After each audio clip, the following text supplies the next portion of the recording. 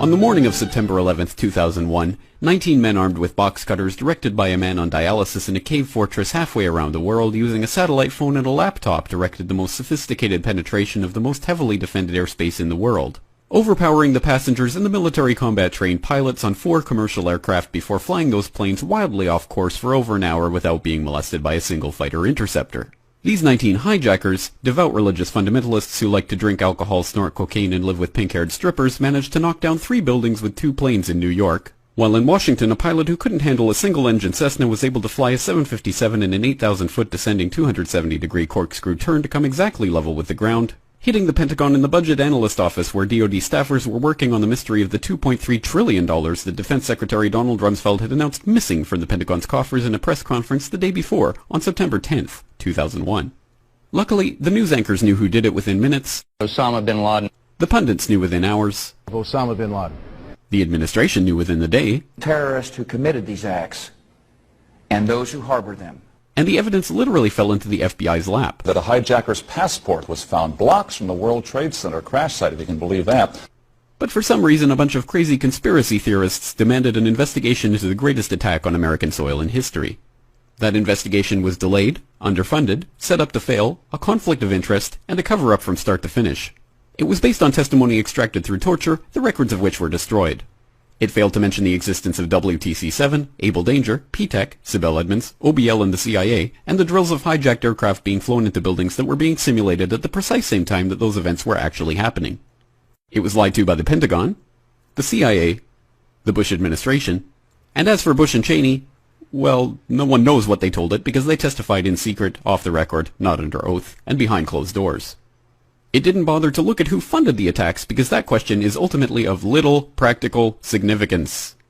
Still, the 9/11 Commission did brilliantly, answering all of the questions the public had, except most of the victims' family members' questions, and pinned blame on all the people responsible, although no one so much as lost their job, determining the attacks were failure of imagination. Because Nobody in our government, at least, and I don't think the prior government that could envision flying airplanes into buildings. Except the Pentagon, FEMA, NORAD, and the NRO. The DIA destroyed 2.5 terabytes of data on Able Danger, but that's okay because it probably wasn't important. The SEC destroyed their records on the investigation into the insider trading before the attacks, but that's okay because destroying the records of the largest investigation in SEC history is just part of routine record keeping. NIST has classified the data that they used for their model of WTC-7's collapse, but that's okay because knowing how they made their model of the collapse would jeopardize public safety. The FBI has argued that all material related to their investigation of 9/11 should be kept secret from the public, but that's okay because the FBI probably has nothing to hide. This man never existed, nor is anything he had to say worthy of your attention, and if you say otherwise, you are a paranoid conspiracy theorist and deserve to be shunned by all of humanity. Likewise him, and her. And her, and her, and him. Osama bin Laden lived in a cave fortress in the hills of Afghanistan, but somehow got away. Then he was hiding out in Tora Bora, but somehow got away.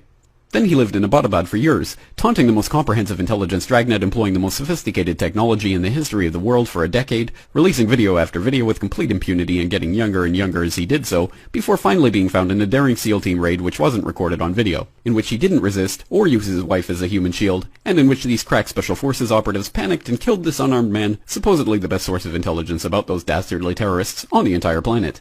Then they dumped his body in the ocean before telling anyone about it. Then a couple dozen of that team's members died in a helicopter crash in Afghanistan. This is the story of 9/11, brought to you by the media which told you the hard truths about His head could be seen to move violently forward. And they took the babies out of the incubators. And mobile production facilities. And the rescue of Jessica Lynch. If you have any questions about this story, you are a batshit paranoid tinfoil dog-abusing baby hater and will be reviled by everyone. If you love your country and or freedom, happiness, rainbows, rock and roll, puppy dogs, apple pie, and your grandma, you will never ever express doubts about any part of this story to anyone. Ever. This has been a public service announcement by the Friends of the FBI, CIA, NSA, DIA, SEC, MSM, White House, NIST, and the 9/11 Commission. Because ignorance is strength.